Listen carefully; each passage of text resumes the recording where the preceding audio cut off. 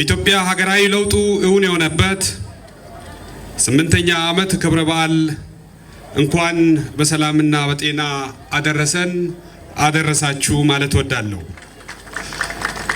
መጋቢት 24 2010 ዓመተ ምህረት በአገራችን አካታችና ህብረ ብሔራዊ የፖለቲካ ስርዓት በመዘርጋት ፍትሃዊ የፖለቲካ ተሳትፎና ውክልና እውን ለማድረግ የሚያስችል መሰረት የተጣለበት ዕለት ነው።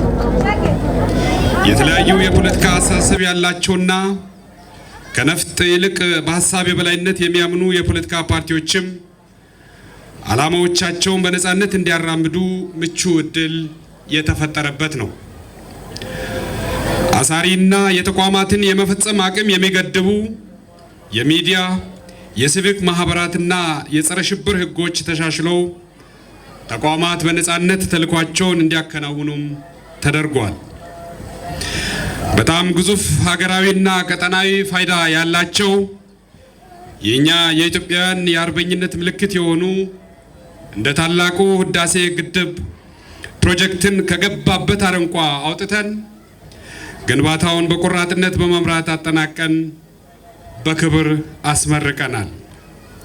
ይህ ከኢኮኖሚያዊ ፋይዳው ባሻገር በአባይ ወንዝ ላይ ያለን ተፈጥሯዊ መብታችን ያስጠበቅንበት ያረጀውንና ያፈጀውን የቅኝ ግዛት ውል በተግባር ያፈረስንበት በዲፕሎማሲው አውድም የክፍለ ዘመኑ ታላቅ ስኬት ያስመዘገብንበት ዓመታት ናቸው። በምናብ ከፍታና በሐሳብ የበላይነት በሚያምን መሪያችን በክቡር ጠቅላይ ሚኒስትር አብይ አህመድ አመራር ግብርናችን በማዘመን ከስንዴ ተመጽዋችነት ወጥተን የራሳችንን የምግብ ሉዓላዊነትን በማረጋገጥ ላይ እንገኛለን። ይህ በኢትዮጵያ የታሪክ ሂደት የሚዘከር ሌላው የብልጽግና ዘመን በጎ ምዕራፋችን ነው። የኢኮኖሚ ስብራቱን ለመጠገን የተለያዩ ሀገር በቀል የኢኮኖሚ ማሻሻያ ሪፎርሞችን ተግባራዊ በማድረግ የገቢና የወጪ ሚዛን ለመጠበቅ የዋጋ ንረት ለመቆጣጠር እንዲሁም የውጭ ምንዛሪ ክምችት ለማሳደግና የውጭ ቀጥተኛ ኢንቨስትመንት ለመሳብ ባደረግናቸው ጥረቶች አመርቂ ውጤት አስመዝግበናል። በተለያዩ የሀገራችን አካባቢዎች የተደበቁና የተረሱ ነገር ግን የኛ የኢትዮጵያን ኩራት የሆኑ የተፈጥሮ እና የሰው ሰራሽ መስህቦችን ቅርሶችን በገበታ ለሸገር በገበታ ለሀገር በገበታ ለትውልድ እንዲሁም በከተማ ኮሪደር ልማት ወደ አደባባይ አውጥተን እምቅ አቅማችን የገለጥንበት ዓመታትም ናቸው። ከለውጡ በፊት በነበሩት ጊዜያት የባህር በር አስፈላጊነትን ሐሳብ ማንሸራሸር ይቅርና ጉዳዩን እንደ ጥያቄ ማቅረብ የማይቻልበት ወቅት ነበር።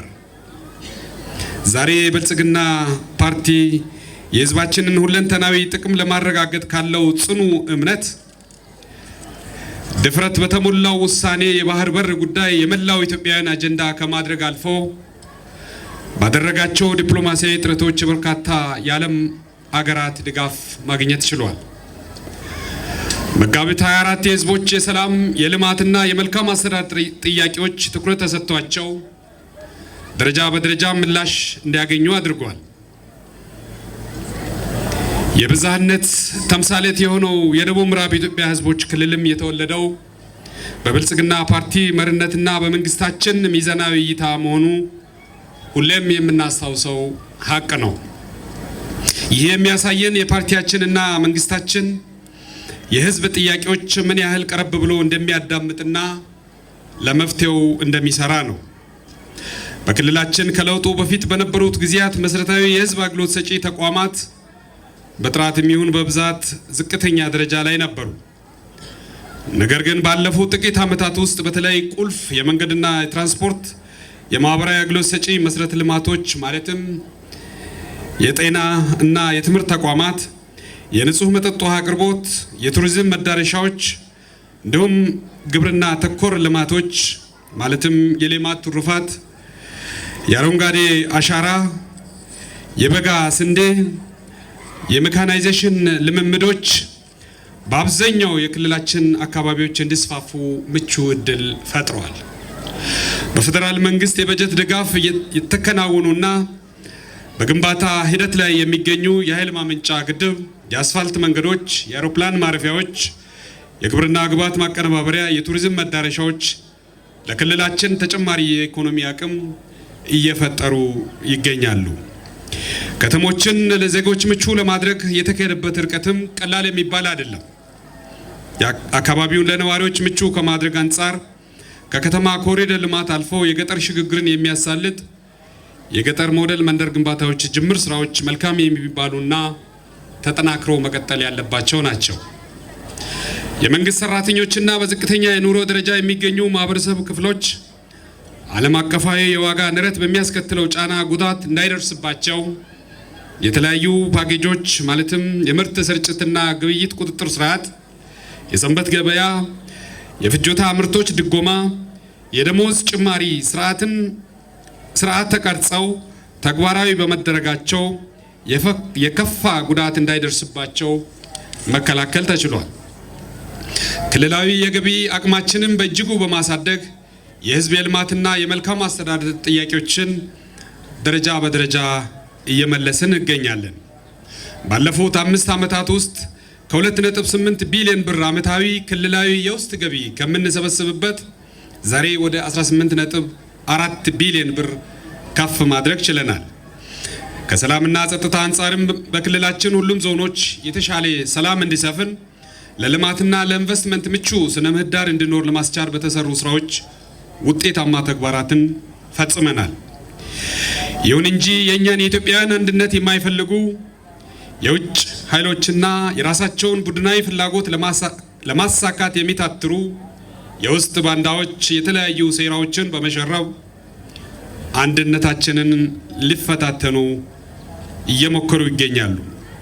መላው የክልላችን ህዝብ የነዚህን አፍራሽ ኃይሎች እኩይ ዓላማ በውል በመረዳት የመንግስትና የህዝብ ስልጣን በዲሞክራሲያዊ መንገድ የህዝብ ይሁንታ በሚረጋገጥበት ምርጫ ብቻ መሆኑን በሰባተኛው ሀገራዊ ምርጫ እንዲያረጋግጥ በአጽንኦት እጠይቃለሁ። የአፍራሽ ኃይሎች ተልእኮንም በቃኝ ብሎ አጀንዳቸው ማረፊያ እንዲያጣ ማድረግ ያስፈልጋል። ለሰባተኛው ሀገራዊ ምርጫ መሳካት ሁሉም የክልላችን ህዝብ የበኩሉን ድርሻ እንዲወጣ በግጭትና በኃይል አማራጭ በአቋራጭ ወደ ስልጣን እመጣለሁ የሚለውን የፖለቲካ ኃይሎችን በጽኑ እንድታገል ጥሪዬን አቀርባለሁ። የተጀመሩ የሰላም የልማትና የመልካም አስተዳደር ጉዳዮችን ከግብ ለማድረስ አዳዲስ ሀገራዊና ክልላዊ የልማት ኢኒሼቲቮችን እውን ለማድረግ ብልጽግናን መምረጥ አማራጭ የሌለው መፍትሄ ነው። ስለሆነም በጣም ቀናና ሁልጊዜም ነገሮችን በበሰለ መንገድ የሚያጤነው ህዝባችን ብልጽግናን በመደገፍ ብልጽግናን በመምረጥ የተጀመሩ ስራዎች እንዲጠናቀቁ ምላሽ ያልተሰጣቸውና አዳዲስ ጥያቄዎችን ምላሽ እንዲያገኙ እንዲያደርግ ባንክሮ እጠይቃለሁ። ብልጽግና ፓርቲን በመምረጥ ወደ ልማትና ሁለንተናዊ ብልጽግና የሚደረገው ጉዞን እናፋጥን። የምርጫ ምልክታችን የስንዴ ነዶ ነው። የስንዴ ነዶን እንምረጥ። መልካም በዓል በድጋሚ እመኛለሁ። አመሰግናለሁ።